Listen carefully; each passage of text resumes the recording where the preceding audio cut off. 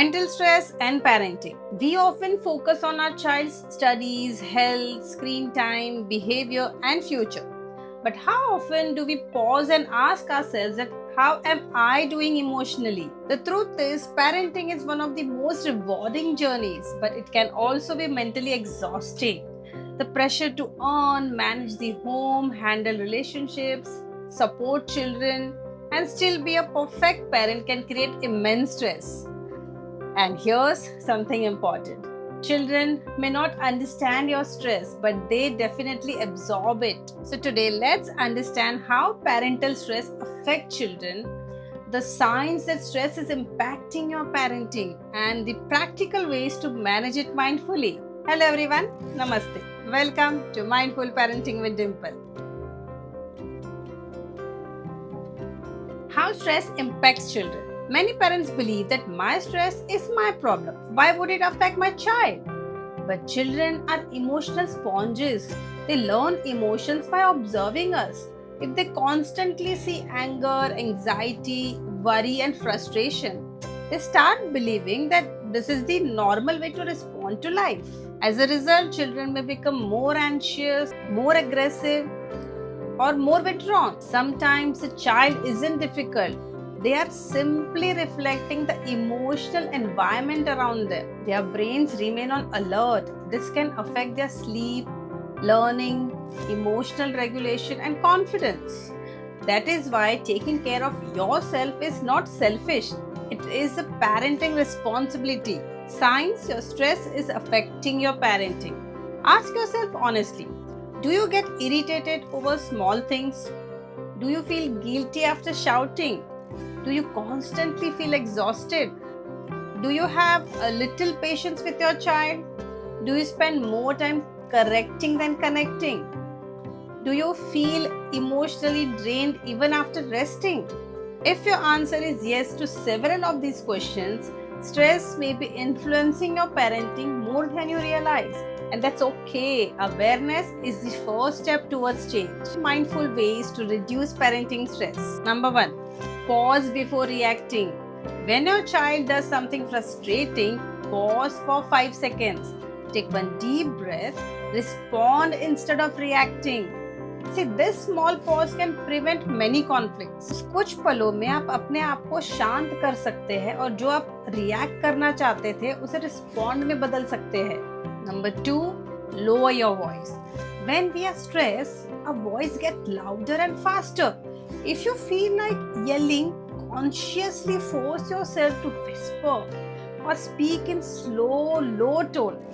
It sounds simple, but it instantly interrupts the anger loop of both of you and your child. It's natural कि जब हम stress रहते हैं तो हम चिल्लाने लगते हैं, गुस्सा हो जाते हैं, बट आपको बस इतना सा याद रखना है कि आपको धीरे से बात करनी है. आधा प्रॉब्लम वहीं सॉल्व हो जाएगा. Number 3, lower the perfect parent standard. Your child doesn't need a perfect parent. They need present parent. It's okay if the house isn't spotless, the lunch isn't Instagram worthy, or everything isn't perfectly organized. Connection matters more than perfection. See, we are humans. हम हर तरह से हर चीज में perfect नहीं बन सकते हैं और जरूरत भी नहीं है. It's completely fine. अगर कुछ छूट रहा है तो छूटने दीजिए. आपको सिर्फ इतना ध्यान रखना है कि आप अपने बच्चे से कनेक्टेड रहे. Number 4, create daily me time. Even 10 minutes can help. Read a book, go for a walk, meditate, listen to music. A calmer parent creates a calmer home. कुछ वक्त आपको अपने लिए निकालना उतना ही इम्पोर्टेंट है. आपको जो पसंद है, जो चीज़ आपको अच्छी लगती है वो करिए. आपके पूरे दिनचर्या में वो एक टाइम आपके लिए होना ज़रूरी है. Number 5, slow down the routine. Stressed parents are always rushing.